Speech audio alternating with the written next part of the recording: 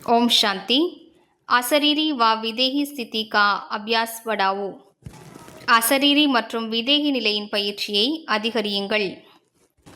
चारों ओर हलचल है, व्यक्तियों की प्रकृति की हलचल बढ़नी ही है।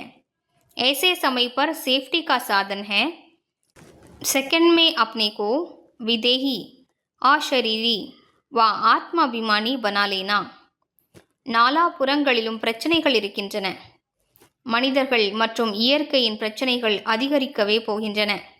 அப்படிப்பட்ட நேரத்தில் பாதுகாப்பின் சாதனம் நொடியில் தன்னைத்தான் விதேகியாக, அசரீரியாக மற்றும் ஆத்மாபிமானியாக ஆக்கிக்கொள்வது।